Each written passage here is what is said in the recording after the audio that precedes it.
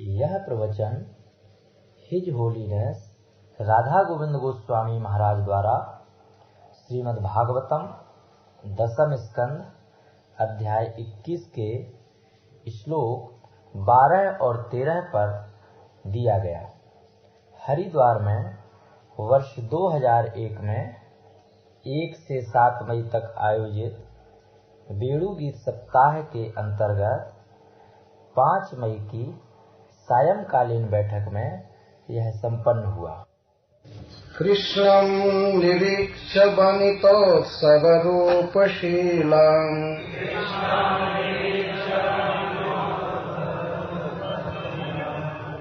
कृष्णं निरीक्ष्य वनितोत्सवरूपशीलं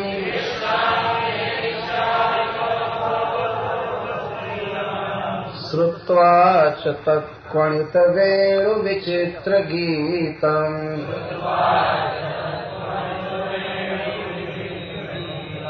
देव्यो विमानगतयः स्मरन्नसारः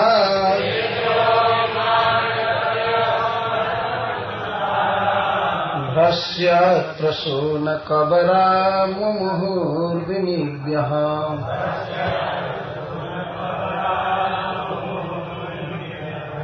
गावश्च कृष्णमुख निर्गत वेणुगीता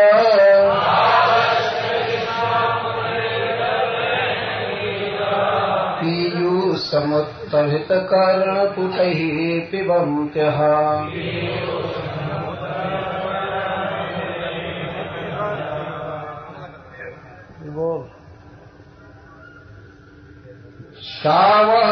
शावः श्रुतस्तनपयः कवलाश्रुतस्थुः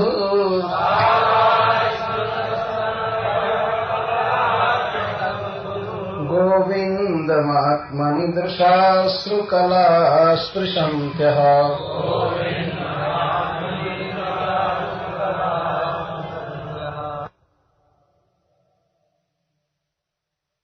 श्री कृष्ण का ऐसा अद्भुत सौंदर्य है कि समस्त जीव उनसे प्रेम करते हैं। एक बार वृंदावन की पशु जाति हरिणियों का वर्णन करके अब स्वर्ग की देवियों का वर्णन करो। कृष्ण सबके लिए समान आकर्षक। कृष्ण नराकृति परब्रह्म है, परमानंद घन है। अतः समस्त जीव, चाहे वो देवता हो, चाहे पशु हो, मनुष्य हो, कीट पतंग, वृक्ष, कोई भी सामान्य रूप से कृष्ण के प्रति आकृष्ट होते हैं। यह कृष्ण की अपनी असाधारण विशेषता है। आप इस प्रसंग में देखेंगे कि बहुत ही भिन्न भिन्न प्रकार के, एक दूसरे से तुलना में बहुत निकृष्ट या बहुत उत्कृष्ट जीव भी कृष्ण से बहुत अधिक आसक्त है। देवियों की बात कह रही हैं। अहो आस्ताम वृंदावन वर्तिनीनाम गो संगत्या श्री कृष्णांति के चरंती नाम तासम महात्मा। कृष्ण का वेणु गीत सुनने के लिए और कृष्ण का रूप देखने के लिए हरिणियां साथ साथ रहती थी। तो उनके भाग्य को कोई क्या कह सकता है। खेचरीणामपि भाग्यम किम वक्तव्यम इत्या। आकाश चारिणी देवियों के भाग्य को देखो, कितना बड़ा भाग्य है। खेचरी का, खे का अर्थ आकाश। कुछ ऐसे जीव हैं जो कभी पृथ्वी पर पैर नहीं रखते। इस दृष्टि से वे बहुत उत्कृष्ट हैं। यहाँ तो अनेक गड्ढों से युक्त रोड पर चलने वाले लोग अपने को समझते हैं हम बहुत भाग्यशाली। गाड़ियां भी खराब रहती हैं, रोड भी खराब रहता है और बीच बीच में एक्सीडेंट का दृश्य दिखाई पड़ता है। लेकिन देवता इस तरह के रास्ते से चलते ही नहीं, वो हमेशा आकाश में चलते हैं। मनुष्य भी आकाश में चलते हैं, लेकिन अंततः उनका जो पड़ाव है वो पृथ्वी पर रहता है, लैंडिंग करना ही पड़ता है। आकाश है, परदेश है उनके लिए, वहां रहना ठीक नहीं लगता, तो उतरना पड़ता है। परंतु देवता कभी आकाश से नहीं उतरते, पृथ्वी पर पैर ही नहीं रखते हैं। देवताओं की एक पहचान है, तो उनकी पलक नहीं गिरती है और वे जमीन पर पैर नहीं रखते, यह उनकी विशेषता है। इस स्टैंडर्ड के साथ उनका सौंदर्य है और ज्ञान है, धन है, जीवन की अवधि है। वे कैसे किसी मनुष्य पर आकृष्ट हो सकते हैं? पर देखो भाग्य इन देवियों का, वे कृष्ण से इस तरह प्रेम करते हैं। गोपियों के कहने का आशय है कि जो व्यक्ति या जो भी वस्तु कृष्ण से कनेक्टेड है वही भाग्यशाली है, वही ठीक है, बाकी सब व्यर्थ। तो देवियां धन्य। श्रीधर स्वामी जी टीका लिखते हैं, हे गोप्य आश्चर्यम श्रृणुत, आश्चर्य सुनो। ये वृंदावन में रहने वाली हरिणी या गाय या और भी जिनका वर्णन आगे आएगा, ये लोग यदि कृष्ण में आसक्त हैं, प्रेम करते हैं, तो कोई आश्चर्य की बात नहीं है। ये आश्चर्य सुनो, आश्चर्य सुनो कि स्वर्ग की देवियां पृथ्वी के एक मनुष्य से, मनुष्य में भी किसी ब्राह्मण आदि से नहीं, गोप से प्रेम करते हैं। आश्चर्य सुनो। गाय चराने वाला व्यक्ति कोई बहुत बड़े पोजीशन का नहीं होता है, समाज में हीन समझाया। लेकिन स्वर्ग की देवियां जो देवताओं के द्वारा लालित, देवी का अर्थ ही होता है देव की, देव की, देवता की देवी, अर्थात देवता लोग अनेक प्रकार के आभूषणों से और अनेक प्रकार के गीत से, अनेक प्रकार के भवन द्वारा और अनेक प्रकार की सुखद वस्तुओं द्वारा देवियों का बहुत लालन करते हैं। वास्तव में प्राकृत जगत यही है, सारा साज सामान स्त्रियों को पोषने के लिए। ये जो ब्यूटी पार्लर और कॉर्नर होता है वो स्त्रियों के लिए होता है, पुरुषों के लिए नहीं। अब आ गया तो देवता भी स्त्रियों का लालन करते रहते हैं, सारा सामान लाला करके सजाना, एक करना, इसलिए हम देव्य शब्द कहा गया। ये आश्चर्य सुनो, जिनकी सेवा देवताओं द्वारा होती है, जिनके साथ देवता प्यार करते हैं, जो परम सुंदरी हैं सब तरह से, वे कृष्ण से इस तरह प्रेम करते हैं। कथम भूतम कृष्ण वनिता नाम उत्सवो जस्मा तद रूपम शीलम च जस्य तम कृष्णम निरीक्षे। कृष्ण का रूप, सौंदर्य और कृष्ण का शील, शील का अर्थ है स्वभाव, इसको देखकर स्वर्ग की देवियां भी भ्रश्य प्रसून कबरा मुमुहु इत्यादि हो जाती हैं। ये बाद में इसका अन्वय आएगा। तो श्री कृष्ण का रूप और शील वनिताओं के लिए महा उत्सव, वनितोत्सव रूप शीलम। वनिता का अर्थ होता है विदग्ध स्त्री, पूर्ण यौवन अवस्था में और परम सुंदरी, उसको वनिता कहते हैं। वैसे हिंदी में कहेंगे तो बनी हुई स्त्री, खूब सुंदरी सजी हुई है, तो वनिता। तो जितनी भी वनिताएं हैं जगत में, अथवा स्त्री मात्र के लिए कृष्ण का रूप और शील महान आनंद देने वाला। भगवान वैसे तो सबके लिए सुखद हैं, लेकिन स्पेशली वृंदावन बिहारी भगवान स्त्रियों के लिए हैं। यदि यह कहा जाए तो कोई अतिशयोक्ति नहीं होगी। यह बहुत बड़ी बात गोपियां कह रही। श्री कृष्ण सबको आनंद देने वाले हैं। श्री कृष्ण का सौंदर्य रूप और श्री कृष्ण का शील, शील का अर्थ क्या है? तो विविध क्रीड़ा परत्व स्वभाव, क्रीड़ा पर स्वभाव, विविध क्रीड़ा करते हैं, विविध लीला करते हैं। तो लीला के लिए यहाँ शील शब्द दिया गया है। कृष्ण का रूप और कृष्ण की लीला वनिताओं के हृदय में आनंद की धारा उड़ने वाला है। और इसके अलावा भगवान का ऐसा कोई रूप नहीं है जिसको देखकर स्त्रियों को बहुत सुख हो। नृसिंह भगवान को तो देख करके उनकी अर्धांगिनी लक्ष्मी जी भी भाग गई। क्या उत्सव होगा। ऐसे भगवान नारायण भी रहते हैं लक्ष्मी जी के साथ, लेकिन कभी गलबाही दे करके चलते हैं, ऐसा चित्र नहीं। और बेचारी चरण दबाती रहती है और वो लेटे रहते हैं।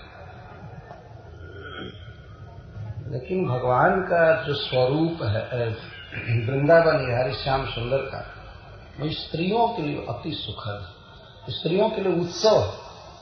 उत्सव का अर्थ चित्तोल्लास, चित्त का उल्लास। सौ का अर्थ है प्राण और उत का अर्थ है ऊपर, प्राणों को ऊपर उठाता है, अर्थात चित्त में उल्लास उत्पन्न करता है, जिसका अर्थ है आनंद उत्पन्न करता है। उत्सव, उत्सव का यही अर्थ ही होता है। उत्सव का अर्थ होता है जब प्राण बिल्कुल ऊपर हो, सुख में हो, और प्राण का अर्थ इंद्रियां भी होता है, इंद्रियां आनंद में हो, इसको उत्सव कहते हैं। उत्सव में आंख आनंद लेती है, कान आनंद लेता है और जिह्वा आनंद लेती है। फेस्टिवल में खाने पीने को भी अच्छा मिलता है। तो श्री कृष्ण का रूप और श्री कृष्ण की लीलाएं वनिताओं के लिए महान उत्सव। यह बात कौन कह रही हैं? वनिताएं कह रही हैं, श्री गोपीजन कह रही हैं। अब देखिए भगवान के अनेक अवतार हुए हैं, लेकिन स्त्रियों से प्रेम करने वाला भगवान का रूप है, भगवान का यही स्वरूप। तो 16,100 स्त्रियां कारागृह में थी, अंतःपुर में भौमासुर, और सबने भगवान को चाहा अपने पति के रूप में, तो भगवान ने स्वीकार कर लिया। क्या दूसरा भगवान का कोई अवतार स्वीकार करेगा? कपिल देव जी तो वैकुंठ से ही ब्रह्मचारी रहने का व्रत लेकर आए, तो कोई विवाह नहीं किया। और भगवान कच्छप का विवाह चाहने पर भी नहीं हो सकता है। और नृसिंह भगवान, उनके सामने तो उनकी पत्नी ही जब भाग गई तो क्या कहा जाए, कौन स्त्री पसंद करेगी। ऐसा भगवान श्री राम बहुत सुंदर हैं, परंतु उनका रूप तो ठीक है, परंतु शील जो है वो एक स्त्री के अलावा दूसरे को पसंद ही नहीं करते। सीता के अलावा और किसी को रखते ही नहीं। तो स्त्रियों के लिए तो कृष्ण ही भजनीय बचे ना। कम से कम स्त्री जाति को तो ये मानना चाहिए कृष्ण हमारे लिए अवतार लिए। उनको तो चाहिए कि अन्य किसी भी देवी देवता या यहाँ तक कि भगवत स्वरूप का भी भजन न करें, केवल कृष्ण का भजन करें। हरे कृष्णा कृष्णा कृष्णा हरे हरे, हरे राम राम राम हरे। वो भजन करके क्या करेंगे दूसरे का, वो पूछेंगे ही नहीं। और स्वरूप भगवान का इस लायक है ही नहीं। एक भगवान श्री राम है तो एक पत्नी व्रतधर है, तो इसलिए भगवान श्री राम से जिन स्त्रियों ने विवाह करना चाहा, तो उन्होंने कह दिया कि मैं बाद में अवतार लूंगा, उस समय आपकी कामना पूरी करूंगा। भगवान मर्यादा पुरुषोत्तम के रूप में अवतार लिए। तो इस प्रकार यहाँ जो गोपीजन कहती हैं वनितोत्सवरूप शीलम, कृष्ण का रूप और शील वनिताओं के लिए उत्सव है, आनंददायक। तो ऐसे कृष्ण के रूप को ऐसे कृष्णम निरीक्ष्य, ऐसे कृष्ण को नितराम इच्छा निरीक्ष्य। निरीक्ष्य का अर्थ है निरीक्ष्य। अच्छी तरह से जब देखा देवियों ने कृष्ण को वृंदावन में, तो देख करके और श्रुत्वा च, और सुनकर क्या, तत्कणित वेणु विविक्त गीतम या विचित्र गीत, कृष्ण के विविध गीत को या विचित्र गीत को सुनकर देवियां विमान पर ही अपने अपने पतियों के गोद में मूर्छित हो गई। मुमुहु का अर्थ मूर्छित हो गए। कृष्ण के रूप को सुनकर और बांसुरी के गीत को सुनकर देवियों की ये दशा। ऐसे अद्भुत कृष्ण, इसीलिए यहाँ कृष्ण शब्द दिया गया। कृष्ण का अर्थ ही है परमानंद घन। जैसा उपनिषद में कहा गया है कि कृषि भूवाचक शब्द, कृष्ण शब्द जो है वह भूमि का वाचक, आधार, आश्रय, और र है वो आनंद का वाचक, रच निर्वृत्ति वाचक। निर्वृत्ति का अर्थ होता है आनंद, सुख। तो श्री कृष्ण आनंद के स्रोत हैं, आधार हैं। तयोरैक्यम पर ब्रह्म कृष्ण इत्यभिधीयते। तो पर ब्रह्म है, आनंद के आधार हैं, भूमैव सुखम, इसलिए पर ब्रह्म को का नाम है कृष्ण। तो कृष्ण शब्द का अर्थ ही है आनंद घन, मूर्तिमान आनंद, परमानंद। तो परमानंद घन श्याम सुंदर को देखकर और उनके द्वारा बजाए हुए विचित्र वेणु के गीत को सुनकर देवियां जो विमान गतय सब बता रहा है कि विमान से ही जिनका कहीं आना जाना होता है, विमान गति, या विमान पर जिनकी स्थिति है, विमान गतय। विमानेषु एव यशाम स्थिति। नुन्न सारा, नुन्न का अर्थ है विच्छिन्न, खंडित, सार का अर्थ धैर्य, जिनका धैर्य पूरा पूरा समाप्त हो जाता है। क्या धैर्य? कृष्ण को देखकर और कृष्ण के वेणु गीत को सुनकर वे धैर्य धारण करना चाहिए। धैर्य का अर्थ है कि वे एक बार मन में विचार कर, अरे कृष्ण दूसरे के पुरुष, इनके साथ हमारा कोई संबंध नहीं है और हम पतिव्रता शिरोमणि, हम पतिव्रताओं में श्रेष्ठ हैं, हमारे पति देवता हैं, ये है वो है। धैर्य इतना समाप्त हो गया था, कृष्ण मिलन की लालसा इतनी धधकी हृदय में कि धैर्य नुन्न हो गया। नुन्न का अर्थ विच्छिन्न, छिन्न भिन्न हो गया, धैर्य नहीं रहा। और भस्यत प्रसून कबरा, कबर में चोटी में जो फूल मालती की माला पहनी थी वो टूट गई, और जब प्रेम मूर्छा हो गई तो पति की गोद में ही वो गिर गई बेचारी।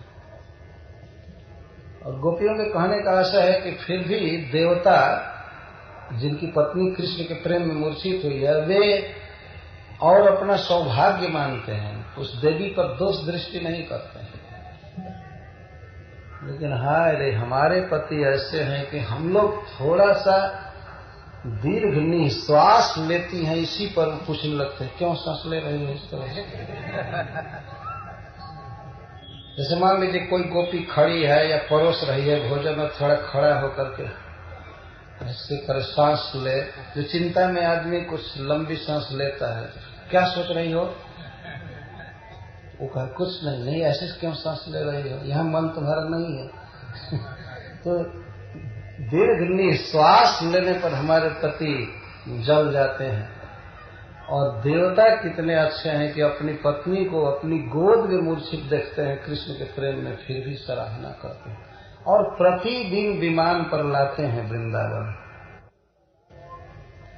प्रतिदिन वृंदावन में आगमन होता था देवताओं का, दिन भर लीला देखते थे, और शाम को जब कृष्ण चले जाते थे ब्रज में तो वे भी विमान से चले जाते। देवताओं के यहाँ ये बहुत चिंता नहीं है कि ऑफिस देखना है, यह करना है, वह करना है, वहाँ कोई इस प्रकार का कार्य नहीं, फ्री है। इसलिए वो लोग प्रतिदिन विमान से आते थे अपनी अपनी पत्नियों को, देवियों को लेकर। ये सब बातें टीका में आएंगी। तो भ्रष्यत प्रसून कबरा, कबर में जो प्रसून थे भ्रष्ट हो जाते थे, गिर जाते थे, और विनिव्य, बिना नीवी की हो जाते थे। विनिव्य का अर्थ है कि एक ही क्षण में श्री कृष्ण से मिलने की लालसा के कारण की छीण हो जाती थी, तो उनके कटी प्रदेश में बंधा हुआ साड़ी का धागा ढीला हो जाता था। ये गोपियां वर्णन कर रही हैं और प्लस श्री सुखदेव गोस्वामी वर्णन कर रहे हैं। इस तरह से देवियों की दशा होती। इसको श्री रूप गोस्वामी पर मोटाइक भाव कहे। जब श्री कृष्ण से मिलने की लालसा हो और उस लालसा के कारण शरीर में विकार, अश्रु, कम, पुलक आदि हो, तो इसको मोटाइक भाव कहा गया। पति की गोद में है और पति जानते हैं, वही लेकर आए हैं, और कि कृष्ण के प्रेम में ऐसे मूर्छित हुई है। वह मूर्छा कोई शोक का विषय नहीं होता है। ऐसा मत समझिए कि अब वो लेकर अस्पताल भागेंगे, ऐसा करेंगे। वह आनंद की मूर्छा होती, दुख की मूर्छा नहीं। तो बड़े प्रसन्न होते हैं देवता, अपने को धन्य मानते हैं कि हमारी पत्नी ऐसी है जो श्री कृष्ण से इस तरह प्रेम कर रहे, क्योंकि वास्तविक पति तो सबके श्री कृष्ण है। यह सिद्धांत। तो भ्रश्यत प्रसूना कबराश्च चूड़ाश्च जासंता, अथवा उनकी मालाएं टूट रही हैं, भ्रष्ट हो रही हैं, देह नहीं संभाल रही हैं, और कबर भी, चोटी भी खुल जा रही है, और विगता निव्यो जासंता। अत्र सर्वत्र वक्तृ भेदात नतीव संगति कर्तव्य। श्रीधर स्वामी जी लिखते हैं कि जैसे और श्लोकों के साथ संगति की जा रही थी कि भाई वेणु का क्या कहना, वृंदावन का सौभाग्य देखो, वृंदावन का क्या कहना, हरिणियों का सौभाग्य देखो। तो वक्तृ भेद से भिन्न भिन्न प्रकार के वक्ता है, भिन्न भिन्न जूथ है गोपियों का, इसलिए संगति करने की आवश्यकता है नहीं पूर्व श्लोकों से। लेकिन श्रीपाद सनातन गोस्वामी जी कहते हैं कि वैसे संगति की आवश्यकता नहीं है, फिर भी संगति की जा सकती है। इसलिए श्रीधर स्वामी ऊपर ही लिख दिए हैं, हे गोप्य आश्चर्यम श्रृणुता, जब आश्चर्य सुनो। श्रीपाद सनातन गोस्वामी की टीका के अनुसार थे, अहो आश्रम श्री वृंदावन वर्तिनीनाम गो संगत्या श्री कृष्णांतिके चरंती नाम तासा महात्म्यम खेचरीणाम अपि भाग्यम किम वक्तव्य मिथ्या। क्या कह रही हो हरिणियों का सौभाग्य? वो कह सकती हो, अरे वो तो नित्य ही प्रियतम के गायों के साथ चरती हैं, वृंदावन में रहती हैं, तो उनके भाग्य को कोई कैसे कह सकता है? आकाश गामिनी देवियों के भाग्य का भी वर्णन करना कठिन है। वनिता, विदग्धा, वनिता शब्द का अर्थ है विदग्धा, प्रेममयी, अथवा सर्वा एवं स्त्री जाते हैं। तो स्वरूप शीलम, तो शीलम का अर्थ है विचित्र क्रीड़ादि पर स्वभाव, और रूपम का अर्थ सौंदर्य है। तेना तत्कोणित वेणु विचित्र गीतम, कृष्ण को देखकर, और तत्कोणित, तत् का अर्थ तेना श्री कृष्णेन कोणितस्य वादितस्य वेणु, वेणु का विविक्तम शुद्धम मनोज्ञम वा गीतम श्रुत्वा। विविक्ता का अर्थ होता है शुद्ध, शुद्ध का अर्थ होता है एज इट इज। भगवान जो गाते हैं वेणु में, तो ऐसा नहीं कि कहीं ताल बिगड़ जाए, स्वर बिगड़ जाए, इसको शुद्ध का। अथवा मनोज्ञ, मनोज्ञ, मनोज्ञ का अर्थ होता है मनोहर। अथवा विविक्त का एक अर्थ होता है श्रृंगारादि रस लब्ध विभागम गीतम। श्रृंगार आदि रस जो है साहित्य के, उसके अनुसार भगवान गा रहे हैं। विविक्त का अर्थ होता है बिल्कुल निराला, ऐसा गान कोई करता ही नहीं है जैसा कृष्ण गा रहे हैं। विविक्त का अर्थ पूर्णतः भिन्न। ऐसा न तो कभी सरस्वती जी गा पाती हैं, और न तो ब्रह्मा जी गाते हैं, न नारद जी गाते हैं, ऐसा कोई गा ही नहीं सकते जैसा कृष्ण जी गा रहे हैं। श्रुत्वा च तत्क्वणित वेणु विचित्र गीत। बताइए, ऐसे परब्रह्म का भजन करना चाहिए ना कि ऐसे भूत का जो न गाता है न कुछ करता है, बस निराकार है। पता नहीं ऐसे ब्रह्म से क्यों लोग प्रेम करते हैं। कोई अंग नहीं है, कुछ नहीं है, न गाएगा न नाचेगा न खाएगा। संसार पता नहीं कितने कालों तक भगवान कृष्ण के ज्ञान से वंचित रहेगा। और श्रीमद् भागवतम इस संसार में है, फिर भी लोग वंचित। सबसे बड़े गायक, सबसे बड़े रसिक, सबसे बड़े वादक और सबसे बड़े नट नृत्यकर्ता श्री कृष्ण है समस्त कलाओं में। तो विविध का एक अर्थ होता है अलग, अलग गीत। अलग गीत का अर्थ असामान्य, सबसे विलक्षण गीत गाते। अच्छा, एक तो ये अर्थ हुआ ही, और दूसरा अर्थ हुआ जिस रस को गाना चाहते हैं उसको बिल्कुल क्लियर अलग गाते हैं। वह विचित्र वेणु गीतम, विचित्र गीतम, विचित्र गीत। विचित्र का भी वही अर्थ हुआ, ऐसा कोई दूसरा नहीं गाता है। अद्भुत, अलौकिक, असाधारण गीत गा। तो इसको सुनकर देवियों की ये दशा हो जाती। विमान गतय का क्या अर्थ है? विमान गतय इति स्वपति साहित्यम सूचयति। विमान गति, विमान से जो चलती है। केवल विमान गतय शब्द बता रहा है कि अपने पति के साथ, अपने पति के साथ। यह कैसे समझ लिए? क्या स्त्रियां अकेले कार चला करके नहीं चलती हैं? नहीं, मनुष्यों में भी जो सती स्त्रियां होती हैं वो पति के साथ ही चलती हैं कहीं। फिर देवता कैसे अकेले जा सकते? देवी कैसे अकेले जाए? विमान गतया इति पति साहित्यम, स्वपति साहित्यम। विमान शब्द से यह ध्वनित हो रहा है कि अकस्मात आगमनम। अच्छा, पहले से कोई परिचय कृष्ण के साथ नहीं, लेकिन विमान से घूमने वृंदावन आई होंगी, सुनी होंगी। गोपियों के भाव में मैं नहीं कह रहा, जैसे सुनी होंगी कि भगवान का अवतार हुआ है, तो कुछ नई नई देवियां आई होंगी। अकस्मात आगमन।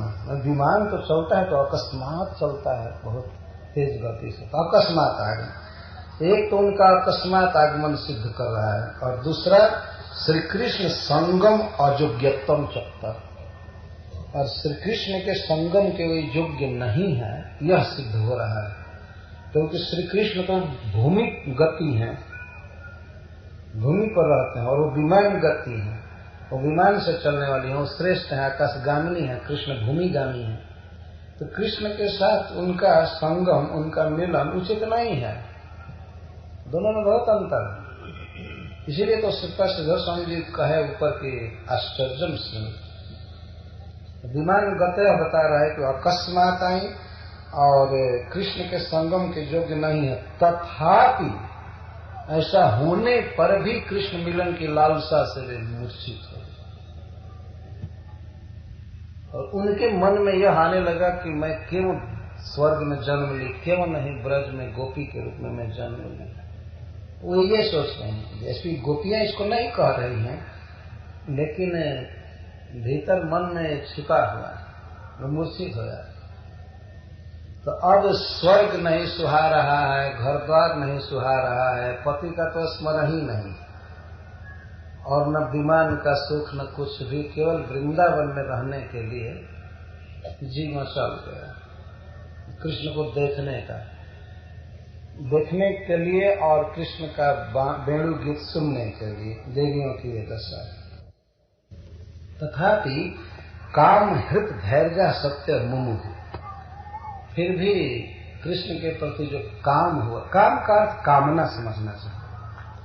काम शब्द को बहुत ही उत्कृष्ट रूप में वैष्णव को ग्रहण करना चाहिए।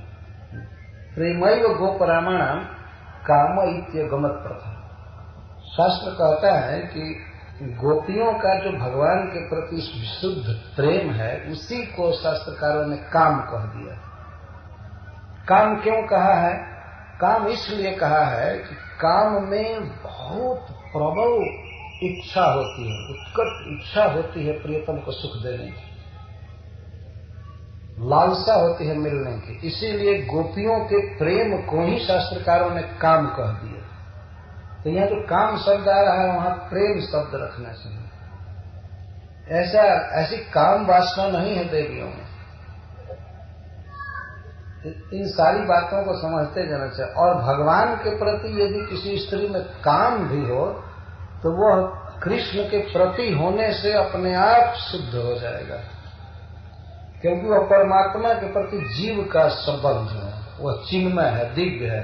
और इस जगत में जो एक व्यक्ति का आकर्षण किसी दूसरे व्यक्ति में होता है तो वह कंदर्प का, प्राकृतिक जगत में जो एक देवता है काम, उनका शासन होता है, उनका प्रभाव होता है, जो जड़ शरीरों को मिलाया करता है या मनोरथ होता है। लेकिन भगवान के प्रति जो लालसा उदित होती है उसको भी काम शब्द कहा जाता है, लेकिन वो काम है ही नहीं, वह प्रेम है। किसी भी तरह से जोगी जन, महात्मा जन चाहते हैं कि उनके चित्त की धारा कृष्ण की तरफ मुड़े, चाहते हैं, और वही कामना, वही धारा यदि देवियों को अपने आप कृष्ण में लग जाए तो कैसे उसको कहा जाएगा दोष? बहुत जन्म जन्म तक साधना करके कोई मुनि चाहता है कि हमारे चित्त में एक सेकंड के लिए भी कृष्ण के रूप की स्फूर्ति हो जाए, और नहीं हो पाता है। और वह कृष्ण के रूप की स्फूर्ति और कृष्ण से मिलने की लालसा किसी में हो गई तो कैसे वो साधारण माना जाएगा? वो बहुत उत्कृष्ट है। इसलिए काम हृत धैर्य, काम ने उनके, हाँ मैं वहां स्मरण शब्द गलत बोलता, स्मरण नुन्न धैर्य सारा, स्मरण नुन्न सारा, स्मरण नहीं है, स्मरण नुन्न सारा। काम ने उनके धैर्य को नष्ट कर दिया।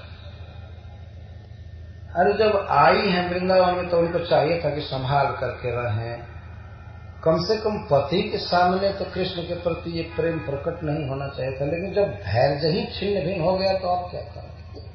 कोई होश ही नहीं रह गया कि हम कहाँ हैं, क्या कर रहे हैं। काम धैर्य, यद्यपि ये कहा गया कि अकस्मात आई थी, कृष्ण से कोई परिचय नहीं था, और वे आकाश में रहने वाली स्त्रियां, विमान पर रहने वाली, कृष्ण भूमि पर रहने वाले हैं, संगम के योग्य नहीं है कृष्ण के, या कृष्ण उनके संगम योग्य नहीं है, तथापि कृष्ण के प्रति ऐसा काम का उद्रेक हुआ, ऐसी लालसा उठी कृष्ण के प्रति कि उससे उनका सार छिन्न हो गया, टूट गया, और मुमुह मूर्छित हो गई, किंग कर्तव्य मूड हो गए, बेहोश में। या मूर्छित का अर्थ न तो बोल रही थी न कुछ कह रही थी, गिर गई। गिरी कहाँ? पति के अंक में। ये टीका में बात आ रही है, गोद में। ये तो स्वाभाविक है। मान लीजिए कोई पति लेकर के गया है कृष्ण का दर्शन करने के लिए, और पत्नी अकस्मात बेहोश होकर के गिर जाए तो पति तो अपने गोद में ही उठाएगा पहले विमान में, तो धैर्य देने के लिए, तो वहां पर अनुकूल भाव से धैर्य देने के लिए। और बोल रहे हैं देवता, ऐसा टीकाओं में बात आती है, तो चिंता मत करो, मैं अभी कृष्ण के पास ले चलता हूँ, कृष्ण का गीत तो सुनो, अभी तो बांसुरी बजा रहे हैं, इस तरह से सांत्वना देते हैं। देवता देवता है, उनका कृष्ण के प्रति सहज प्रेम होता है। मनुष्यों के यहाँ ये निराकार या वह बखेड़ा बना हुआ है, देवताओं के यहाँ कोई मतवाद नहीं। एक बात है, कृष्णस्तु भगवान स्वयं, हरे कृष्णा कृष्णा कृष्णा हरे हरे, हरे राम राम राम हरे। तो अत्र रूपादे निरीक्षणोक्ति अतएव तब दर्शने न विशेषतो वेणुगीत श्रवणे न च तादृश मोहयुक्त। तो गोपियां कहते हैं कि सखी, हम लोगों को अनुभव है कि किस प्रकार से वेणु गीत का प्रभाव होता है और रूप देखने पर क्या हो जाता है। हम लोगों को अनुभव, इसीलिए देवियों की जो दशा हुई वो उचित है। यही है कृष्ण का सम्मोहन। कास्त्रंगते कल्पदा यतमूर्छिते न सम्मोहिकार चलता न चले त्रिलोक्या। गोपियों ने भगवान से कहा है आगे चलकर रासलीला में, कौन ऐसी स्त्री है तीनों लोकों में जो आपके सुंदर श्रीविग्रह को देखकर और आपके वेणु गीत को सुन करके आर्य पथ से विचलित न हो जाए। कौन ऐसी स्त्री है? और यदि हमने आर्य पथ छोड़ दिया आपके बांसुरी को सुनकर, आपको देख करके, तो हमने अनुचित क्या किया? आप बताइए कौन ऐसी स्त्री है जो आर्य मर्यादा में रह सकती है आपको देखकर? तो गोपियों के कहने का आशय है कि देवियों की जो दशा हुई वो बिल्कुल उचित थी। कब मूर्छित हुई गोद में? स्मरण उन्न सारा या स्मरण उन्न सारा, दोनों पाठ हो सकता है। तो श्रीपाद सनातन गोस्वामी जी कहते हैं कि जदा जदा रूपाद्यनुभव तदा तदा मोह, या अपने घर लौट जाने के बाद भी, स्वर्ग चले जाने के बाद भी जब जब कृष्ण के रूप आदि का अनुभव होता है, बांसुरी के गीत का स्मरण होता है, बस मूर्छित हो जाता है। अपने घर में भी, वृंदावन में आने पर तो मोहित हो ही गए, लेकिन जदा जदा रूपादि अनुभव भवति तदा तदा मोह। क्योंकि ऐसा नहीं कि एक बार सब रूप देख ली कृष्ण का और शब्द सुन ली तो एक ही बार मूर्छित हो जाएंगे। भगवान चैतन्य महाप्रभु जगन्नाथपुरी में बारंबार मूर्छित हो जाते थे स्मरण कर कृष्ण का। कभी कभी विरह का स्मरण करते थे, कृष्ण दूर चले गए, मथुरा चले गए, नहीं आ रहे हैं, उद्धव आए हैं। और कभी कभी संयोग का अनुभव होता, तो उसके अनुसार भाव होते रहते।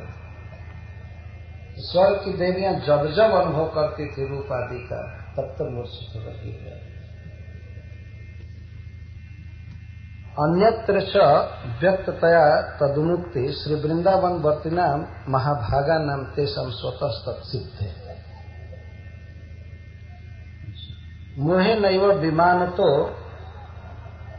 अवतीर्ज कृष्णांतिकम आगंतुम न सकता। तो इस पर एक प्रश्न होता है कि जब श्री कृष्ण से मिलने की, आलिंगन में लेने की या उनके चरणों में प्रणाम करने की, उनकी सेवा करने की जब इतनी लालसा हो रही है देवियों को, तो वे विमान से उतर करके क्यों नहीं कृष्ण से भेंट करती?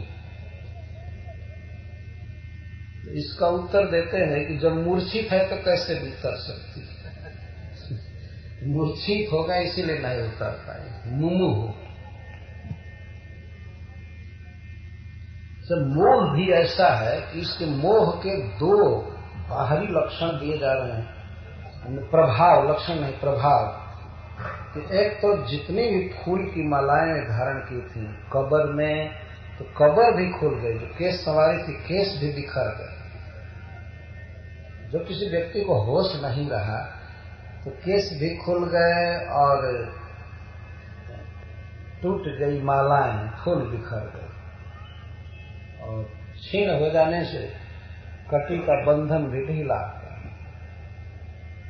विनिव्य, विगता निव्य जा सकता है।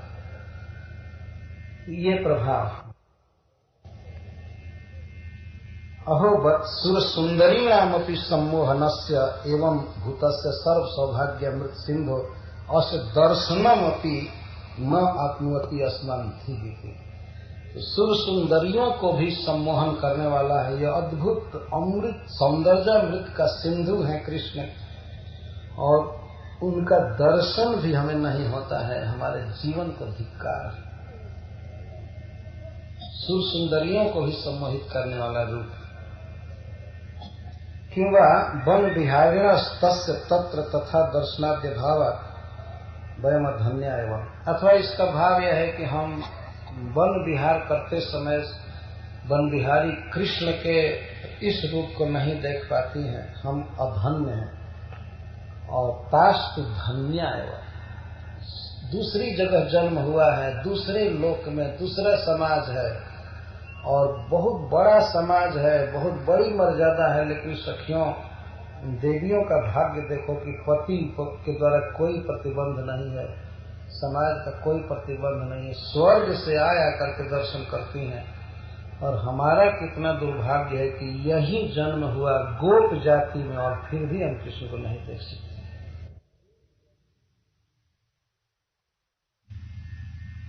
जिनके साथ कोई संबंध नहीं है वे लोग आया करके देख रहे हैं और उनके पति ला करके दिखा रहे हैं। और यहाँ तो दिखाने का तो कोई प्रश्न ही नहीं है। कहीं हमने छिप करके देखा तो लाखों निंदा और भर्त्सना होने लगती है। हमारा बहुत बड़ा दुर्भाग्य।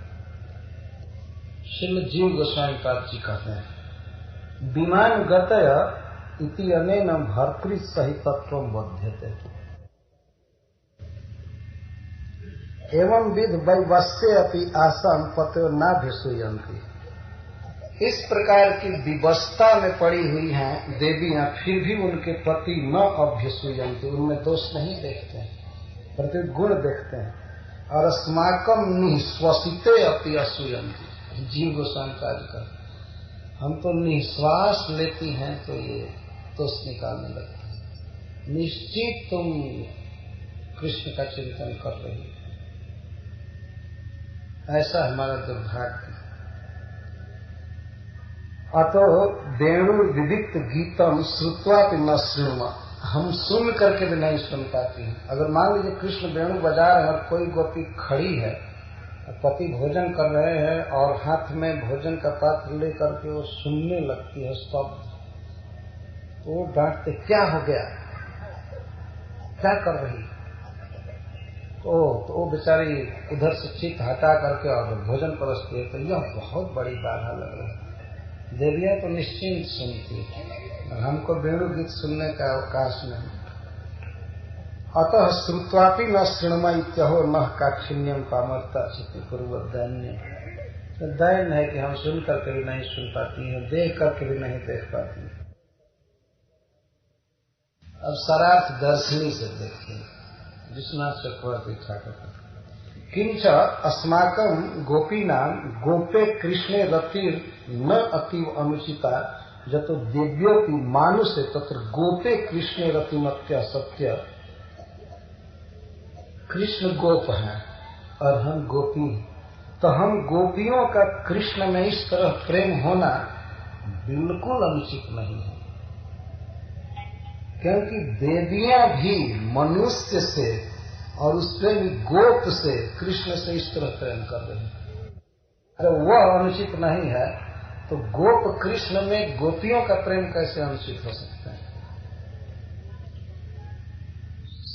और ये इतना प्रेम करती हैं स्त्रियां, सत्य एवं स्वदेवत्वम अपनी सफलयन्ति, अपना देवता होना भी वे सफल करती हैं। सफलयन्ति इति आश्चर्येण आश्चर्य इत्याह कृष्णमिति वनितानां स्त्रीमात्राणाम् एव अनुरागिणानाम् उत्सवो जस्मा तथा भूतं रूपं शीलं च जस्य तम देव्यो देवानां अंके स्थिता इति। परम विदग्धा सूक्ष्म जीवो देवास्तज्ञता, देवता परम विदग्ध होते हैं, परम सूक्ष्म बुद्धि के होते हैं। और ऐसा नहीं है कि वे अपने पत्नियों के भाव को नहीं समझ पाए, सब जान गए, पर ज्ञातवा अपनी स्त्रीभ्यो न द्रोहियन्ति, तो जान करके भी अपनी पत्नियों से द्रोह नहीं करते हैं। ये नहीं सोचते हैं कि बेकार इसको वृंदावन लाया है तो कृष्ण में आसक्त हो। बहुत प्रसन्न होते हैं, प्रत्युत स्वयं भाग्यम मानयन्तो नित्यमेवत्ता कृष्णम दर्शितुम विमानम आरोहे आनयन्ति, बल्कि वे प्रतिदिन विमान पर चढ़ाकर नित्यम कृष्णम दर्शयितुम, कृष्ण को दिखाने के लिए विमानम आरोह्य ताः आनयन्ति, उनको आनते हैं, लाते हैं। और अस्मत् पतयस्तु द्रुह्यन्ति एव इति यतो। हरि सखियों, सबसे निकृष्ट जाति के लोग कृष्ण से प्रेम कर रहे हैं, हरिणियां प्रेम कर रही हैं, और सबसे उत्कृष्ट जाति के लोग देवता कृष्ण से प्रेम कर रहे हैं, देवियां प्रेम कर रही हैं, ये सब धन्य है। मध्यस्था मानुष्य एवं वयम अधन्य इति भाव। प्रेम ही बोल रहा है, सबसे अधिक प्रेम गोपियों में है। लेकिन जैसे प्रारंभ में कहा गया कि यह प्रेम का स्वभाव है, वह अतृप्ति का अनुभव कराता रहता है। जिसे धन का स्वभाव में बताया था, धन का ऐसा स्वभाव है कि जिसके पास होता है उसमें अतृप्ति का अनुभव कराता रहता है, लोभ का उदय कराता रहता है। ये धन का स्वभाव है। कृष्ण प्रेम का स्वभाव है अतृप्ति का अनुभव। इस प्रकार देवियों की बात कहकर अब वृंदावन की गौओं एवं वैष्णव के विषय में कह रहे हैं। गावश्च कृष्ण मुख निर्गत वेणुगीत पीयूषमुत्तभित कर्णपुटैः पिबन्त्यः श्रावस्मृतस्तनपयः कमलास्मृतस्तु गोविन्दमात्मनि दृशाश्रुकलास्पृशन्त्यः। गावश्च कृष्ण मुख निर्गत वेणु गीत पीयूषम, कृष्ण के मुख कमल से निःसृत वेणु गीत रूप पीयूष को, अमृत को उत्तभित कर्णपुटैः पिबन्त्यः, अपने कानों को ऊपर करके पी रहे थे, जिससे कि गिरे ना, जिससे वो अमृत एक बूंद भी नीचे न गिरे। तो पशु कोई विचित्र बात सुनते हैं, भय में चाहे विस्मय में, तो कान खड़ा कर लेते, सावधान कर्ण से। उत्तभित कर्ण पुटैः, अच्छा पुट शब्द का अर्थ होता है कटोरी या गिलास। कान के पात्र से पी रहे हैं और वही कान बिल्कुल सावधान ऊपर की ओर रखे।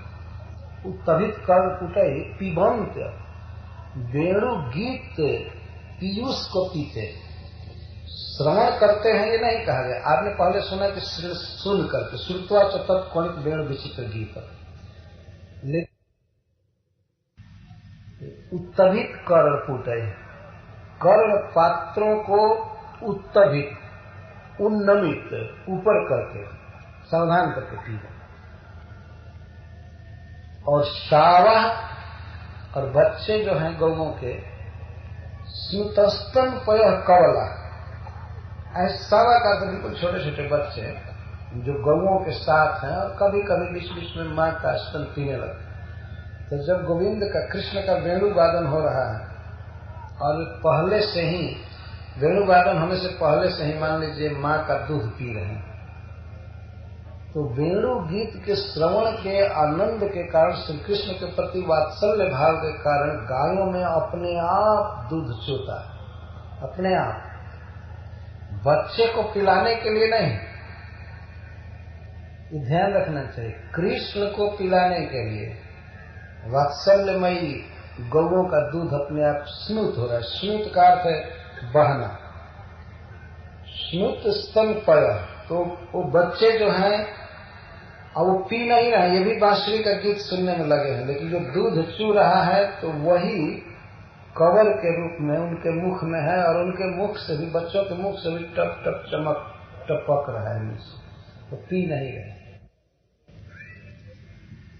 अर्थात बांसुरी का गीतामृत इतना सुंदर, इतना रसमय है कि अब मां का दूध पीने की सुधि उनको नहीं।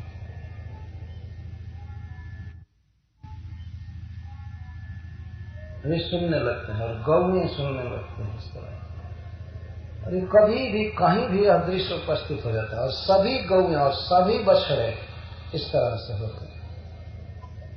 तो इनके लिए भी ऊपर वाला लेना चाहिए कि उत्तभित कर्ण पुटैः, वे भी कान खड़ा करके सुनने लगते हैं। आप देखते हैं संसार में खान पान और शयन कितना आवश्यक है लोगों के। साधारण पदार्थ आदमी खाता है तो कितना चाव से खाता है। शतं त्यक्त्वा भोक्तव्यम कहा जाता है, सैकड़ों काम छोड़कर खाना चाहिए।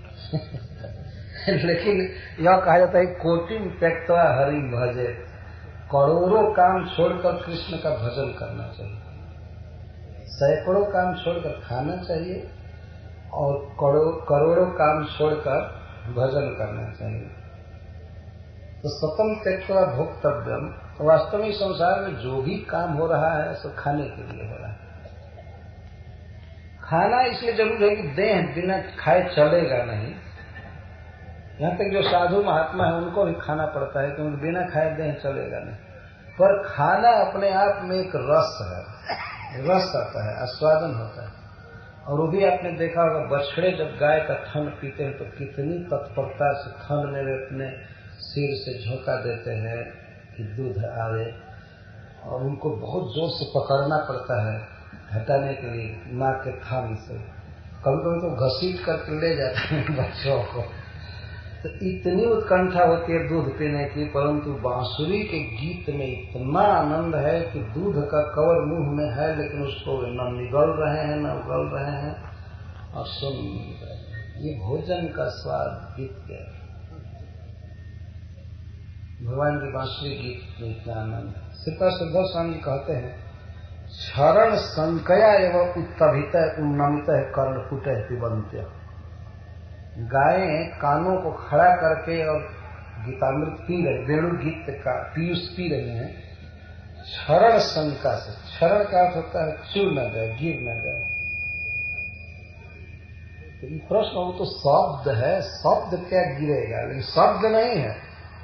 कृष्ण मुख निर्गत, कृष्ण के मुख से निकला हुआ वेणु गीत ही पीयूष है। कृष्ण शब्द पुनः दिया जा रहा है, ऊपर भी कृष्णम निरीक्षा है। हमेशा सावधानी से इन शब्दों का अर्थ लेना चाहिए। परमानंद घन परब्रह्म भगवान का शब्द है, इसीलिए वह भी भगवान ही है, चिन्मय है, आनंद से परिपूर्ण शब्द। वह शब्द ही अमृत है, ऐसा कहा जा रहा है। कृष्ण मुख निर्गत, कृष्ण के मुख से निकला हुआ है। ये जो प्रसिद्ध अमृत है, वो पीयूष है, वो तो खारे समुद्र से निकला था, चाहे क्षीर समुद्र से निकला था, जहां से निकला। कृष्ण के मुख से, सच्चिदानंद घन भगवान के मुख से निकला हुआ वेणु गीत रूप पीयूष, तो वह क्षरित न हो जाए, कहीं इधर उधर क्षर चू न जाए, छलक न जाए, इसके लिए सावधानी से पी रहे। उन्नमित कर्णपुट पिबंत असत तथा शावश्च, और बच्चे बछड़े वत्सश्च स्तन पाने प्रवृत्ता, जो स्तन पीने में प्रवृत्त हुए थे, अभी तो जिन ही पीना चाहते थे और गौएं पहना गई थी, पीने में प्रवृत्त हो गए थे, तब तक बांसुरी बजाई आज रंग सो मुरारी, और कृष्ण बांसुरी बजाने लगे। तो स्तन पाने प्रवृत्ता अपि समनंतरम एवं गीतम श्रुत्वा तदेव पीयूषम उत्तभित कर्णपुट पिबंत। अपने माँ का स्तन पीने में प्रवृत्त थे, तब तक गीत चालू हुआ वेणु का, तो कानों को खड़ा करके वही पीयूष पीने लगे। ऊपर का श्लोक भी बच्चों के साथ चलेगा। सावश्च कृष्ण मुख निर्गत वेणु गीत पीयूष उत्तभित कर्णपुट पिबंत। बच्चों के लिए पिबंत है आएगा, गौओं के लिए पिबंत्य स्त्रीलिंग में आएगा। तो इस तरह लिंग व्यत्यय से दोनों में ये क्रिया बैठा लेनी चाहिए। पिबंत। स्नुतस्तन पय कवला, शावा बछड़ों की विशेषता बताई जा रही है। स्नुतस्तन पय कवला, स्नुत स्तन, स्तन से चुआ हुआ अपने आप क्षरित होने वाले स्तन का दूध ही जिनका कवल है। कवल ल और र में भेद नहीं माना जाता है, इसलिए कवल कहिए चाहे कवल कहिए, रलय और भेद, र और ल में भेद नहीं माना जाता है, इसलिए कवल शब्द को ही हम लोग कवर कहते हैं। इनका कवर क्या है, मुख में क्या कवर लिए हैं? स्नुतस्तन पय, अपने आप चूते हुए स्तनों का दूध कवर है, इनके मुख में वो कवर है। तो इतना सुंदर दूध माँ के थन का स्वादिष्ट आया हुआ है, लेकिन बांसुरी के गीत के आगे इसकी कोई कीमत नहीं, कोई स्वाद नहीं। बछड़े पी रहे, श्रुतस्तन पय कवला का अर्थ करते हैं श्री सिद्धर्शन केवलम स्तनेभ्य क्षरित क्षीर ग्रासा, स्तनेभ्यो क्षरित क्षीर ग्रासा सावा मुखेशु जैसाम ते तस्थ विस्मृत क्रिया बहुल।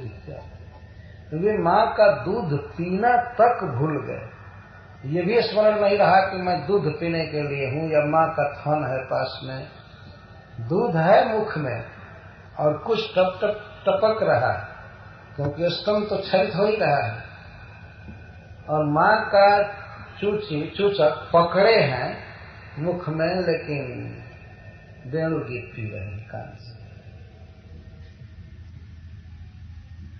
यह बांसुरी के गीत का प्रभाव। इस पर एक प्रश्न हो सकता है, ठीक है, तो क्या कभी ऐसा समय आ सकता है कि केवल वेणु गीत को सुन करके ही बच्चे पुष्ट रहेंगे, माँ का दूध पीने की आवश्यकता नहीं है? यही है वास्तविक उन्नति जीव की। अब इस जगत में भी सुने होंगे कि कुछ लोग ऐसे होते हैं जो साधारण जल साधारण के खान पान से ऊपर हो जाते हैं, लोग केवल तरल पदार्थ खाते हैं बहुत थोड़ा, और बहुत मोटे स्तर पर जो रहते नीचे वो बहुत भारी भारी रोटी भात दाल सब बहुत मात्रा में खाते।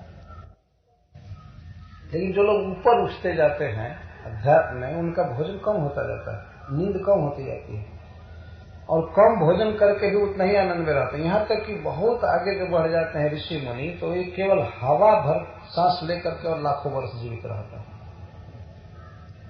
और ऐसा नहीं समझना चाहिए कोई दुख में, आनंद में, क्योंकि भगवान से मिलने वाला आनंद उनको मिलता है चिंतन में, नाम जप में, स्मरण में, भजन में, इस तरह से, तो आनंद उनको जिला करके रखता है।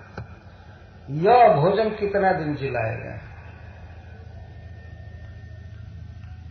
तो जो शरीर से ऊपर उठ जाते हैं उनका भोजन ऐसे सुप्रियर होता जाता है। देवताओं के यहाँ भी कोई किचन सिचन नहीं है, वो कोई ऐसे केवल अमृत पीते हैं, फल का जूस पीते हैं, और वो जूस ऐसा नहीं कहीं मशीन में बनाया जा रहा है छिड़का, वो अपने आप नदियों में बहता है, झरनों में बहता है, मधु बहता है, उनका स्टैंडर्ड। और अपराकृत जगत में तो कृष्ण का रूप देखे बस यही सबसे बड़ा टॉनिक, और शब्द सुने यही सबसे बड़ा पोषक। यह आनंद घन भगवान का शब्द है, इसलिए भगवत स्वरूप है, और इस तरह से बच्चे आनंद में पड़ गए। तस्थु, तस्थु गौओं के लिए भी है और बछड़ों के लिए है। तस्थु का अर्थ होता है बिल्कुल निस्तब्ध खड़े हुए। यह स्तब्धता लक्षण सात्विक विकार है, स्तब्ध हो जाए। और उस समय कृष्ण को देख नहीं रहे थे,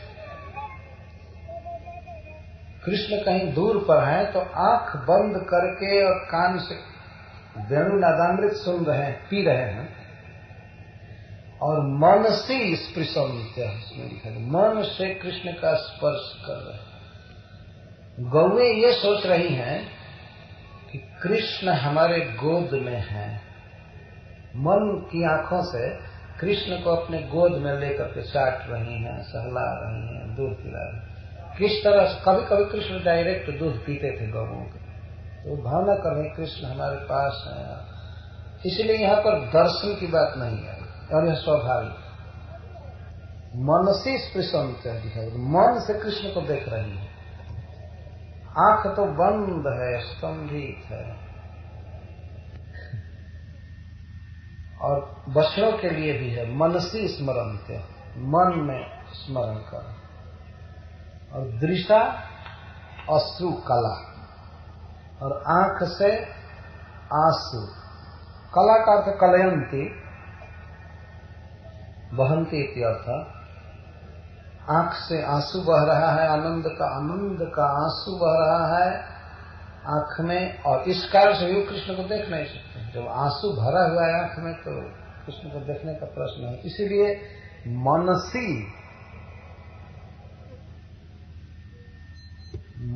आत्मनि का अर्थ अपने में, मन में देख रहे हैं कृष्ण को, और भी स्पृशंत, केवल देखना ही नहीं है, कृष्ण के स्पर्श का अनुभव हो रहा है, या तो कृष्ण सहला रहे हैं उनको, ये स्मरण आ रहा है, अथवा ये कृष्ण को जाकर चाट रही हैं या सट रही हैं और उधर वेणु गीत हो रहा है। यही तो जीव की धन्यता है, कृष्ण के गीत का आस्वादन और कृष्ण का चिंतन।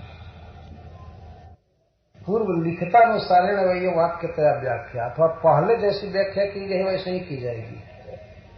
तत्र सर्व श्लोकेषु एषु पूर्व पूर्वस्मिन् वर्णिता पदार्थात् उत्तरोत्तरस्मिन् वर्णस्य न्यूनत्वं कथ्यते। अतो यद्यपि देवीभ्यः परमार्थतो न्यूनत्वं न संभवेत् तथापि प्रेमोल्लासस्य विचित्र गतित्वात् क्वापि किंचित विशेषण आश्रित तत्पदम करो। एक बहुत समस्या आ गई कि अब कैसे कहेंगे, मान लो देवियों की बात कही गई, अब गौओं की बात आ रही है, तो ऐसा नहीं कहा जा सकता है कि अरे सखी क्या देवियों की बात कर रही हो, तो बहुत श्रेष्ठ है, गौओं को तो देखो, तो ये निरस बात हो जाएगी, क्योंकि गौएं तो देवियों से बहुत आगे हैं। भगवान की प्रिया गायें हैं जिनको चराते हैं, सहलाते हैं, रक्षा करते हैं। इसलिए श्रीकर सनातन गोस्वामी कहते हैं अतो यद्यपि देवीभ्य परमार्थतो व न्यूनत्वम न, गायों में न्यूनत्व नहीं है देवियों से, परंतु कुछ विशेषता है, इसलिए पहले जैसी ही व्याख्या की जाएगी कि अरे सखी देवियों के भाग्य को क्या कहती हो, गौओं का भाग्य देखो। तो देवियों का भाग है कि वे तो ऐसे ही देवलोक में रहती हैं, देवताओं की पत्नियां हैं, बहुत ज्ञान है उनको, तो इसलिए वो कृष्ण को समझ सकती हैं, वो रूप को पहचानती हैं, किसी के भाव को समझती हैं, तो कृष्ण में प्रेम करती हैं। तो ये कौन आश्चर्य है, उनका क्या भाग कहती हो। भाग्य तो देखो ये गौओं का, बेचारी पशु जाती है, मनुष्य के अधीन रहती है, जहां मनुष्य ले जाता है वहां चली जाती है, और इनका कृष्ण में अद्भुत अनुराग, यह विचार करो। इस तरह से टीका का उपक्रम किया जा रहा है। तथापि प्रेमोल्लासस्य विचित्र गतित्व, प्रेम के उल्लास की विचित्र गति है, इसलिए किंचित विशेषण आश्रित तत्पदम करोति। श्री सुखदेव गोस्वामी के लिए बात कही जा रही कि वे गोपियों के इस वाक्य को ऐसे उद्धृत कर रहे हैं, अथवा श्रीपाद श्रीधर स्वामी के लिए कहीं कहीं उन्होंने वाक्य ऐसा छोड़ा है लिख करके कि जिसमें ये सब तुलना की जा सकती है। तथापि अब यहाँ से करते हैं, अस्तु तावत परम विदग्धा नाम देवी नाम भाग्यम। हरि सखियों, परम चतुर परम विदग्ध देवी होती है, उनके भाग्य को क्या कहती हो। पशु जाति नाम मनुष्याधीना नाम अपनी गवादी नाम किम भाग्यम वर्णन। देवियों के भाग्य को कहना तो असंभव है ही, पशु जाति की और मनुष्य के अधीन रहने वाली गौओं के भाग्य को भी कह पाना असंभव। ये ध्यान रखना चाहिए, गौओं का भाग्य देवियों से ज्यादा है, लेकिन फिर भी एक वर्णन की शैली है और प्रेम के उल्लास का यह विचित्र स्वभाव, इसलिए कह रहे। पीयूष रूप के मुखस चंद्रत्व, कृष्ण के मुख से यह पीयूष निकल रहा है, तो कृष्ण का मुख यहाँ चंद्रमा कहा गया, क्योंकि चंद्रमा से अमृत का स्राव होता है, और चंद्रमा एक जगह रहता है लेकिन सारे विश्व में अमृत का संचार करता है। तो कृष्ण एक जगह कहीं गोवर्धन पर्वत पर या जमुना के तट पर कहीं बांसुरी बजाते हैं, लेकिन वह पीयूष सारे विश्व में फैलता है, इसलिए चंद्रमा जैसे, चंद्रमा से उपमा अपने आप दे दी गई। कृष्ण मुख निर्गत वेणुगी, पीयूष रूप के मुखस्य चंद्रत्वम ध्वनितम। पीयूष शब्द से कृष्ण के मुख को चंद्र कहा गया है। कृष्ण मुख शब्दे न पीयूषस्य वैशिष्ट्यम सूच्यते, और कृष्ण मुख से निकला है वेणुगीत, और पीयूष है तो इसलिए इस पीयूष की विशेषता कही जा रही है। कहाँ से निकला है? कृष्ण मुख से। कृष्ण का क्या अर्थ है? कृष्ण परमानंद घन मूर्ति, परमानंद घन मूर्ति है। अतः तस्य मुख चंद्राद विनिह श्रुतम निर्गतम वेणु गीतम एवं पीयूषम। अश्रु कला और आंख से आंसू, कला का अर्थ कलयंती, बहंती अर्थ। आंख से आंसू बह रहा है, आनंद का आंसू बह रहा है आंख में, और इस कारण से भी कृष्ण को देख नहीं सकते। जब आंसू भरा हुआ है आंख में तो कृष्ण को देखने का प्रश्न है। इसीलिए मनसी आत्मनि का अर्थ अपने मन में देख रहे हैं कृष्ण को, और भी स्पृशंत क्यों देख नहीं है, कृष्ण के स्पर्श का अनुभव हो रहा है। या तो कृष्ण सहला रहे हैं उनको, ये स्मरण आ रहा है, अथवा ये कृष्ण को जाकर चाट रही हैं या सट रही हैं, और उधर वेणु गीत हो रहा है। यही तो जीव की धन्यता है, कृष्ण के गीत का आस्वादन और कृष्ण का चिंतन। गौएं कृष्ण का चिंतन कर रही हैं और कृष्ण के गीत का आस्वादन कर रही हैं। हरिसूरी जी एक बहुत ही सुंदर बात कहे हैं, खास करके भगवत गीता पर उनका ध्यान जा रहा है। तएव धन्या धरणौ स्त्रियोपि शिशवोपि वा। इस संसार में वही धन्य है, भले ही वो स्त्रियां हो चाहे बच्चे हैं। कौन धन्य है? कृष्ण गीतामृताभिज्ञा ये च गोविंद चिंतकः, जो कृष्ण के गीतामृत के अभिज्ञ हैं और गोविंद के चिंतक हैं। क्योंकि यहाँ दोनों शब्द आया ऊपर, कृष्ण मुख निर्गत वेणुगीत और गोविंदम आत्मनि। तो कृष्ण के गीतामृत के जो ज्ञाता है, वो बांसुरी का गीत तो क्या निकला, हवा में उड़ गया, वो तो है नहीं, लेकिन कुरुक्षेत्र में जो उन्होंने गीत गाया वो तो बिल्कुल रिकॉर्ड है। तो कृष्ण के गीतामृत के जो ज्ञाता है, अर्थात गीता में भगवान क्या कह रहे हैं उसके मर्म को समझते हैं, पढ़ते रहते हैं, और गोविंद चिंतक का जो चिंतन करते हैं वही धन्य है, भले वो स्त्री हो चाहे बच्चे हैं। इस गौओं के रूप में स्त्रियों को बताया जा रहा है, और बच्चे छोटे छोटे, बच्चा है और बच्चा खान पान छोड़ करके और कृष्ण का चिंतन कर रहा है, कृष्ण गीता पढ़े, तो वो तो धन्य है ही। गीतामृत, गीत अमृत या गीता अमृत, गीतामृत, और भी कृष्ण गीतामृत। भगवत गीता किंचिदधीता, गंगा जल लो कणिका पीता। श्रीपाद शंकराचार्य जी कहते हैं कि जिन्होंने भगवत गीता का अध्ययन किया और गंगा जी का एक बिंदु पानी भी पिया, वो माँ के गर्भ में नहीं आ सकते।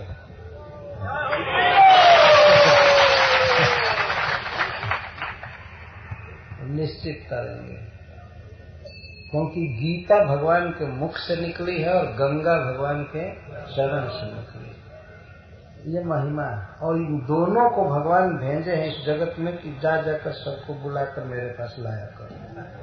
तो गंगा में नहाते हैं, वे भगवान के चरणों के पास चले जाते हैं, और गीता पढ़ते हैं तो वो भी भगवान के पास चले जाते हैं।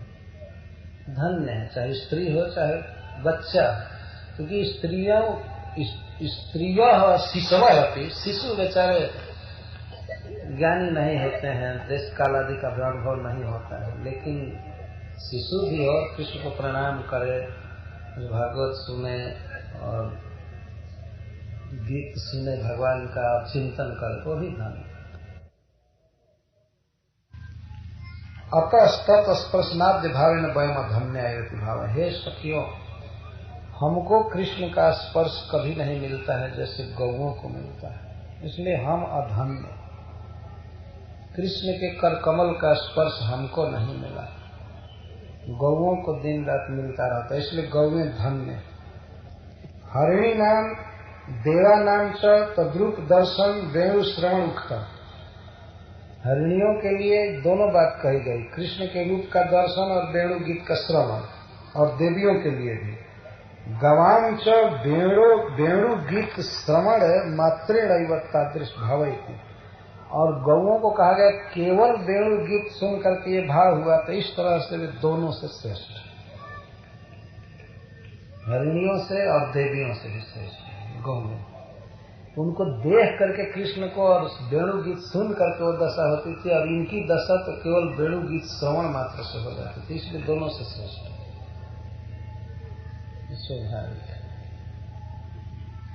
जिष्णा चक्रवर्ती ठाकुर का भाव देखिए, न च स्त्री जाति नाम सर्वासा में तक काम विजृंभिता में वह एक मोहनमिति वाच्यम जतो वत्सलाना गवाम अपि मोहम पश्यता इत्यादि का बहुत ही सुंदर सिद्धांत बता रहे हैं।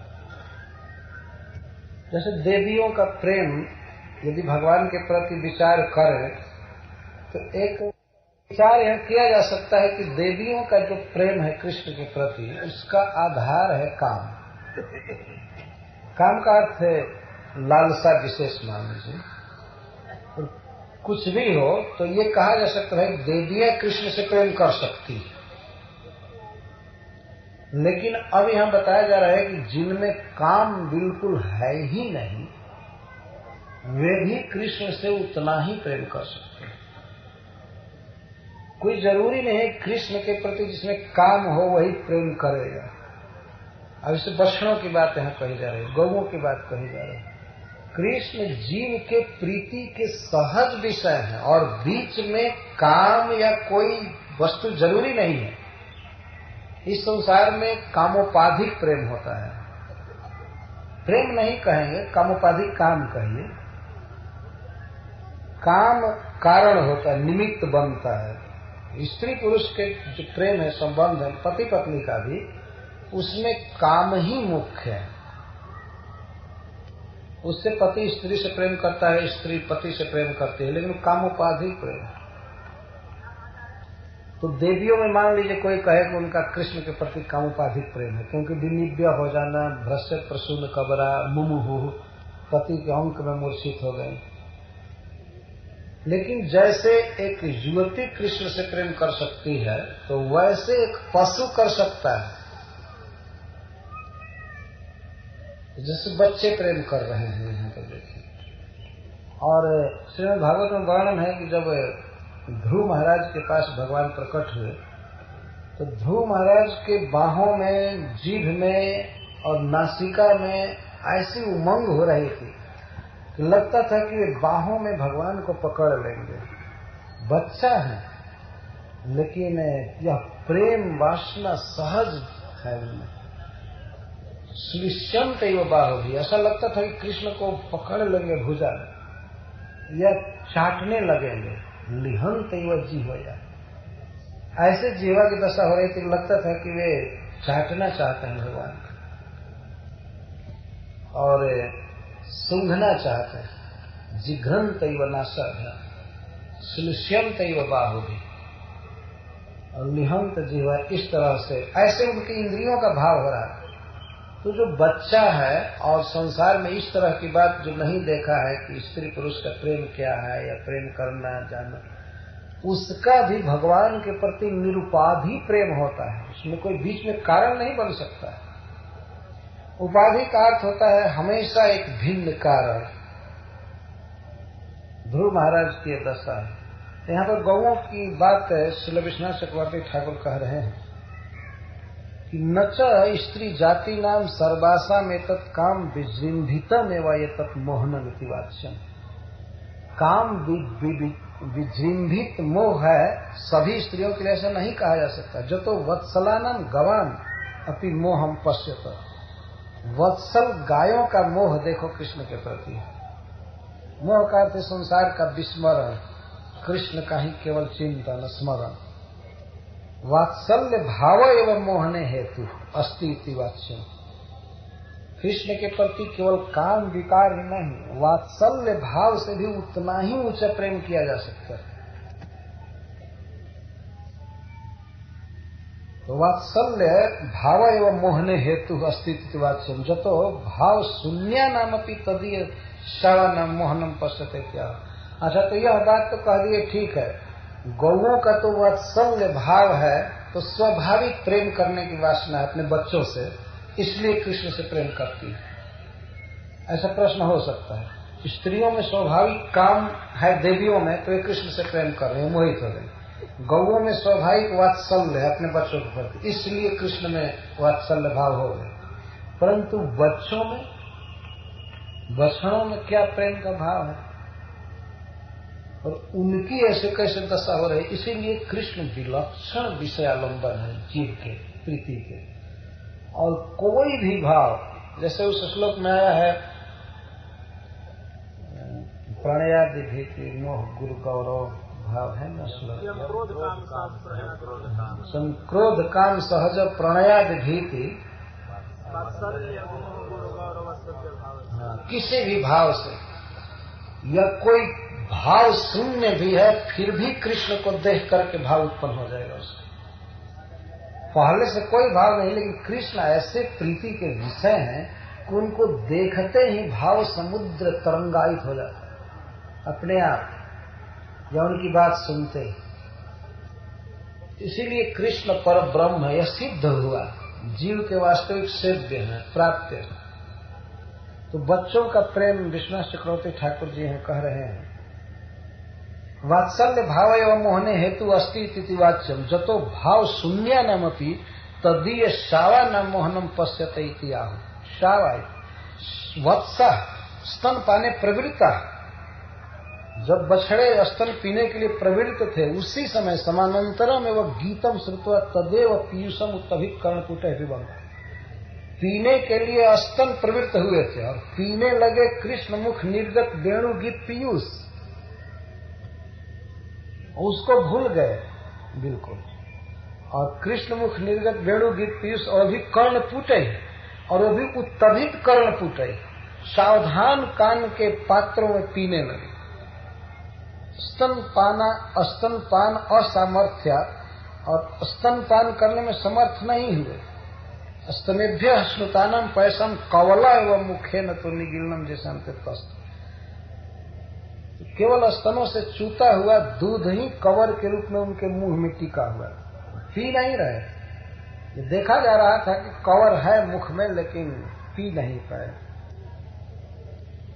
तस्थु जाड्योदयन अस्तब्धा बहु, स्तब्धा बहु, जाड्य आ गया, जड़ता कृष्ण प्रेम के कारण। ततश्च तन मातर गोविंदम दृशा दृश्य आकृष आनीय नेत्र रंध द्वारेण अंत प्रवेश आत्मनि मनसी स्पृशंत। तो उनकी माताएं दृष्टि से ही कृष्ण को देख कर कहीं से, और दृष्टि द्वारा ही अपने हृदय में ला करके और मन में आलिंगन करने लगी। स्व मनसः क्रोड़े एवं वात्सल्यात् स्थापयन्त्य पस्तु, अपने मन की गोद में लेकर कृष्ण को और स्तंभित रह गए। मन की गोद में, मनसः क्रोड़े, जैसे मन में भी आदमी सोचता है मैं, हमारा बच्चा है हमारी गोद में है, ये है वो है, मन ही प्रधान है, शरीर का कुछ नहीं है। मन की गोद में वात्सल्य भाव से कृष्ण को स्थापित करके, और तस्थ तथा अश्रुणी आनंदा कलयंती धारयंती इति, और अश्रु कला धारण, आंसू की धारा बहने लगी। एवं च सर्व प्राणियों कृष्ण निरुपाधि एवं प्रेमा, तो हे सखियों, इस संसार में समस्त प्राणियों का कृष्ण में निरुपाधि प्रेम है, अकारण प्रेम है, और हमारा तो कारण रहने पर भी प्रेम नहीं हो रहा है। हम तो गोपियां हैं और एक गोप है, एक उपाधि हुई ना, लेकिन उपाधि युक्त भी प्रेम नहीं है, निरुपाधि कहाँ से हो? हम पर प्रतिबंध है, रोक है। तो सबका प्रेम है और सबके साथ कृष्ण सबका प्रेम है, किंतु ते संजोगात धन्य, परंतु ये सब संजोग से धन्य है। वयं तु विच्छेदात अधन्य एवं इतेतावान एवं विशेष भाव, सबका प्रेम है। जैसे हम लोगों का भी प्रेम है, कहने का भाव यह। लेकिन हम लोग विरह की आग में जल रही हैं और सब लोग संजोगामृत पी रहे हैं। गौरियां अमृत पी रही हैं, देवियां अमृत पी रही हैं, हरिणियां पी रही हैं, मुरली पी रही है, हम लोग मर रहे हैं बीजों में। सभी सुखी हैं, केवल दुखी संसार में हम लोग। यह है प्रेम का स्वभाव। इस प्रकार से यह वेणु गीत के श्लोक का स्वागत हुआ। इससे संबंधित कुछ पद सूरदास जी के हैं।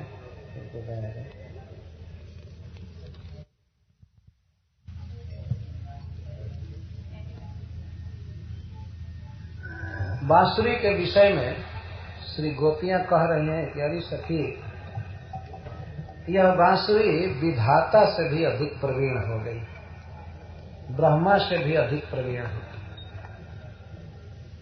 बांसुरी विधि हूँ ते पर दीन, बांसुरी विधि हूँ ते पर दीन, बांसुरी विधि हूँ ते पर दीन, बांसुरी विधि हूँ ते पर दीन, बांसुरी विधि हूँ ते पर दीन, बांसुरी विधि हूँ ते पर दीन। कहिए काहि आई को ऐसो, कहिए काहि आई को ऐसो, कियो जगत याधीन, बांसुरी विधि हूँ ते पर दीन, बांसुरी विधि हूँ ते पर दीन, बांसुरी। हे सखियों, यह बांसुरी ब्रह्मा जी से भी अधिक चतुर है, विद्वान है। बताओ संसार में ऐसा कौन है जो आज तक बांसुरी जैसा सारे जगत को अपने बस में कर लिया है। तो ब्रह्मा सबसे बड़े हैं, लेकिन उनको 4 मुख है। चारि बदन उपदेश विधाता, चारि बदन थापी फिर चरनीत, थापी फिर चरनीत।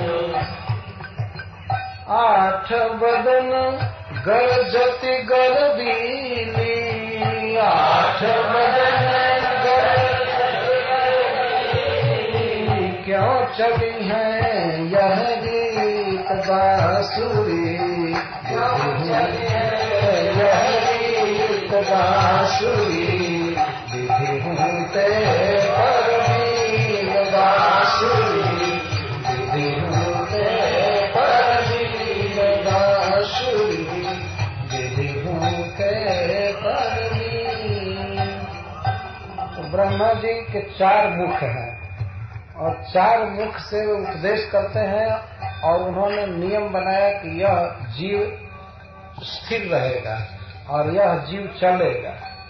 धीर और चर की नीति बनाया ब्रह्मा ने, स्थापित किया। लेकिन बांसुरी को जब 8 मुख हुआ तो इसका गर्व बढ़ गया। तो ब्रह्मा से दुगना मुख है, तो इसलिए इसने धीर को चर किया और चर को धीर कर दिया। ब्रह्मा के द्वारा बनाए हुए नियम को पलट दिया। ये विधियों के परवीन है, ब्रह्मा से बढ़ करके हो गई। 8 बदन गरजत गरबीली, और ब्रह्मा जी तो धीरे धीरे बोलते हैं, वेद पाठ करते हैं, लेकिन ये तो 8 मुख से गरजती रहती है, गाती ही रहती है। बांसुरी के 8 छेद जो है उनको 8 मुख बता रहे। तो 8 बदन गरजत गरबीली, क्यों चली है यह रीत। यह गरजती है और कहती है कि ब्रह्मा की बनाई हुई नीति नहीं चलने दूंगी, अस्थिर को चर करूंगी और चर को अस्थिर करके रहो, कर दी। इसी वेणु गीत में वर्णन आएगा लास्ट श्लोक में, वेणु गीत में, स्थिर को चर कर दिया, चर को स्थिर कर दिया। ब्रह्मा जी के 4 मुख और बांसुरी के 8 मुख, ब्रह्मा से बढ़ करके हो। अच्छा, केवल मुख ही 8 नहीं हुआ ना, ब्रह्मा जी का सारा नियम पलट दिया।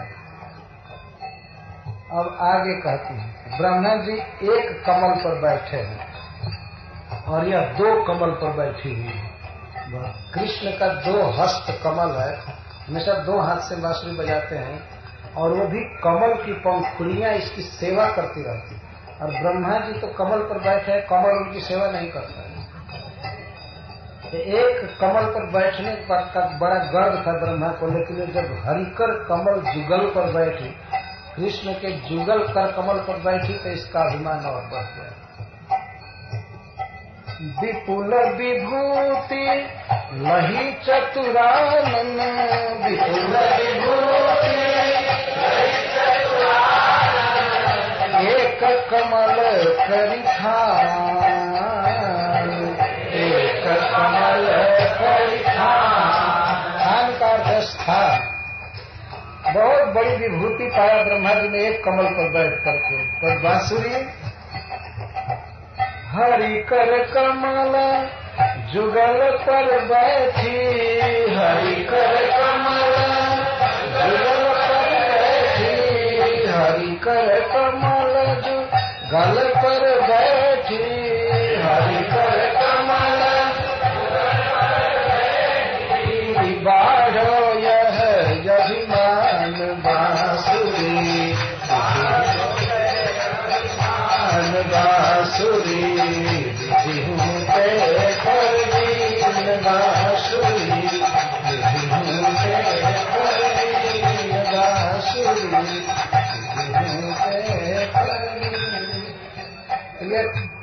ऐसे करे। कृष्ण के नाभि से कमल उत्पन्न हुआ और उस कमल पर ब्रह्मा जी बैठते, और यह तो कृष्ण के ही हस्त कमल पर बैठी और 2 पर, इसलिए इसका अभिमान बहुत बढ़ गया। और एक बार श्रीपति ने, भगवान विष्णु ने ब्रह्मा जी को ज्ञान दिया था, या श्रीपति का अर्थ कृष्ण, श्रीपति। श्रीपति ने एक बार ब्रह्मा जी को उपदेश किया था, लेकिन इसके तो कान में रात दिन उपदेश ही करते रहते हैं, थूकते रहते हैं, तो इसलिए इसका गर्व बहुत बढ़ गया। एक बेर श्रीपति के सिखाए, एक बेर उन्हें आयो गुरु ज्ञान बांसुरी, उन्हें आयो गुरु ज्ञान बांसुरी, या के तो नंदलाल लाड़ी लो, या के तो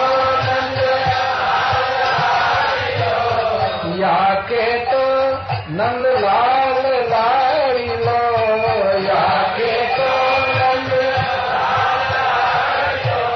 लगो रहत नित कान बांसुरी, लगो रहत नित कान बांसुरी, विधि होते परवीन बांसुरी, विधि होते परवीन बांसुरी। एक बार भगवान ने चतुश्लोकी कहा ब्रह्मा जी को, तो ब्रह्मा जी का इतना बड़ा आदर होता है कि भगवान के शिष्य हैं, भगवान के शिष्य हैं, और इसके कान में वो तो 8 मुख है और कान है, इसका जो किनारे कान जिसमें फूटते हैं वो है। इसके कान में नंदलाल लाडले सब समय लगे ही रहते हैं, फूकते ही रहते हैं, तो इसलिए ब्रह्मा से क्यों नहीं बढ़ करके हो गए।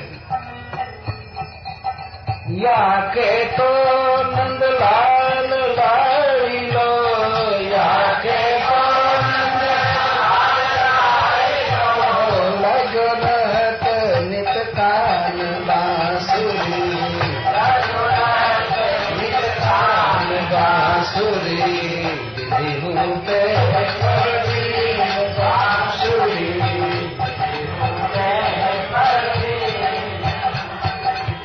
ब्रह्मा जी एक हंस पर बैठते हैं, और यह बांसुरी तो गोपियों के करोड़ों मानस हंस पर बैठता है, मन रूपी हंस पर बैठता है। एक मराल पीठिया रोहन, एक मराल पीठिया रोहन, विधि भयो प्रबल प्रशंस, विधि भयो प्रबल प्रशंस, इन तो सकल विमान किए, इन तो सकल विमान किए, गोपी जन मानस हंस बांसुरी, मानस हंस बांसुरी, विधि होते परवीन बांसुरी, विधि होते परवीन बांसुरी, विधि होते परवीन। आगे गोपियां कह रहे हैं कि वैकुंठ नाथ के पूर्व के जितने लोग हैं वे कृष्ण के चरण धूलि को चाहते हैं। लक्ष्मी जी भी चरण धूलि चाहती है। तो जिनके चरण धूलि को वैकुंठ के लोग चाहते हैं उनके मुख को ही सिंहासन बना करके बैठी रहती है। कृष्ण के चरण धूलि के साथ देवता चाहते हैं और कृष्ण के मुख को आसन बनाकर बैठी रहती है। क्यों नहीं इसका गर्व बढ़ जाए।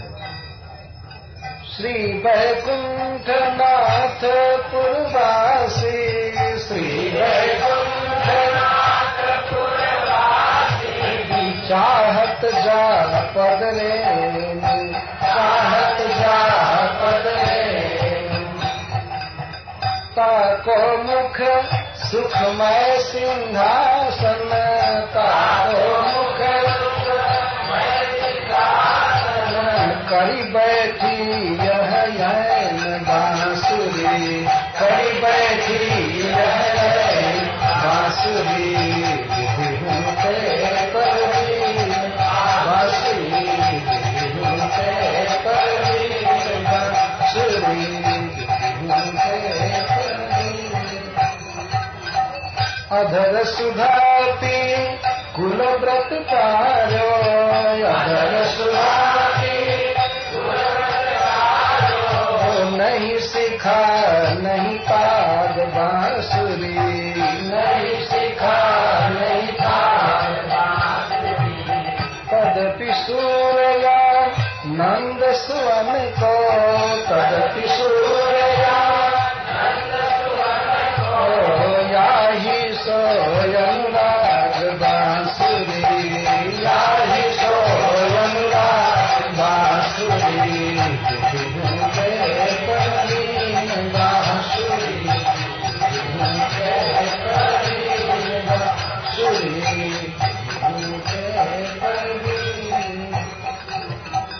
इसमें कोई गुण नहीं है, कुछ नहीं है, लेकिन फिर भी पता नहीं कृष्ण को क्यों इसी से अनुराग है,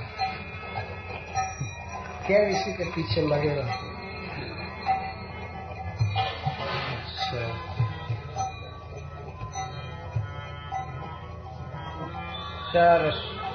राधा रानी कहती हैं सखी इतना परेशान करती है प्रियतम श्याम सुंदर को ये बांसुरी, फिर भी उनको यही अच्छी लगती है, बहुत परेशान करती है। बांसुरी बजाने में बहुत मेहनत पड़ती है कृष्ण को। पहले तो 3 जगह से टेढ़ा खड़ा होना पड़ता है बांसुरी बजाने। मुरली तौ गोपाल ही भावती, मुरली तौ गोपाल ही भावती, मुरली उसी कृष्ण का उसी के बाद मुरली तौ गोपाल ही भावती, मुरली तौ गोपाल ही भावती। यह मुरली फिर भी कृष्ण को अच्छी लगती है। सुनरी सखी जदपि नंद लाल ही, सुनरी सखी जदपि नंद लाल ही, सुनरी सखी जदपि नंद लाल ही, सुनरी सखी जदपि नंद लाल ही, नाना भांति नचारत मुरली, नाना भांति नचारत मुरली, तौ गोपाल भावती, मुरली तौ गोपाल भावती। कृष्ण को नाना प्रकार से नचा डालती है, लेकिन फिर भी इसी के चक्कर में पड़े हुए। पहले क्या परिश्रम देती है, सताती है कृष्ण को। राखती एक पांठाड़ी करी, राखती एक। जब कृष्ण बांसुरी बजाते हैं तो एक पैर पर खड़े होते हैं, दूसरा पैर तो केवल अंगूठा से टच करते हैं भूमि पर, उस पर भार नहीं रहता है। तो एक पैर पर खड़ा कराती है, खड़ा रहो ऐसे। देखो कितना शासन करती है बांसुरी। राखत एक पांठाड़ी करी, राखत एक अति अधिकार जनावत मुरली, अति अधिकार जनावत मुरली, तनु गोपाल भारती मुरली, तनु गोपाल भारती। और हम लोग तो कृष्ण की सेवा करती हैं कितनी अच्छी अच्छी, लेकिन फिर भी कृष्ण कृष्ण हमको नहीं चाहते। और यह कृष्ण को इतना दुख देती है, फिर भी यही प्रिय लगती है। कोमल तन आज्ञा करवावती, कोमल तन, कोमल तन आज्ञा करवावती, कोमल तन कटी टेढ़ी भयावती मुरली, कटी टेढ़ी भयावती मुरली, तनु गोपाल भारती मुरली, तनु गोपाल भारती। ये प्रकारांतर से भगवान के बांसुरी वादन के रूप का वर्णन किया जाता है। इतनी आज्ञा करवाती है, जैसे कोई बच्चा कोई गलती कर देता है तो अब तो नहीं, लेकिन पहले लोग कहते थे कुर्सी लगाओ, कुर्सी लगाने से खड़ा कुर्सी के आकार में कराया जाता है। पहले कृष्ण को कहती है कि मुझे बजाओ और कमर टेढ़ा करो, पहले खड़ा हो जाओ, एक पैर पर खड़ा हो और कमर को टेढ़ा करके, तो कटी को टेढ़ करवाती है। और कृष्ण क्या कहा जाए, इनकी बुद्धि क्या हो गई।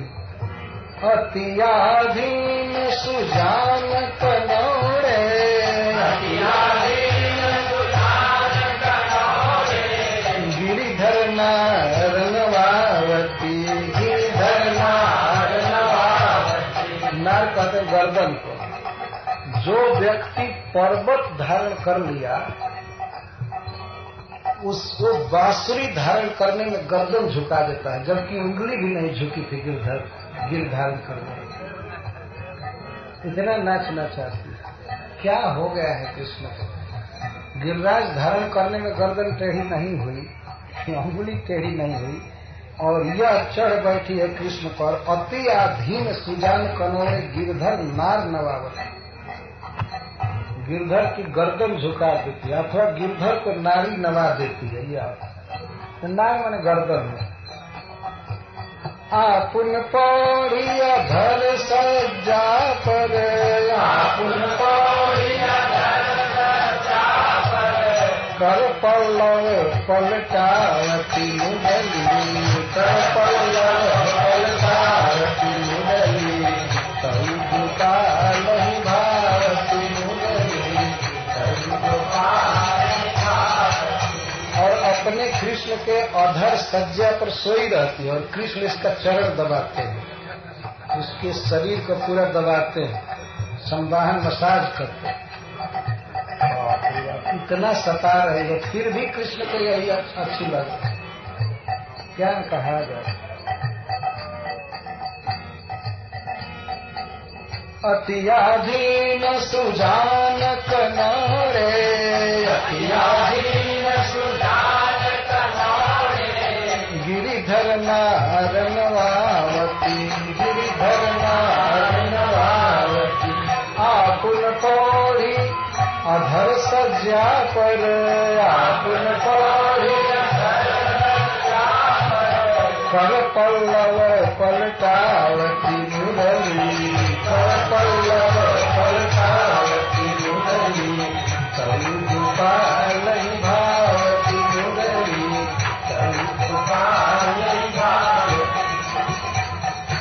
इतना ही नहीं, भ्रिकुटी कुटिल नयन नासा कुट, भ्रिकुटी कुटिल हम पर कोप करावती, हम पर कोप करावती, सूर प्रसन्न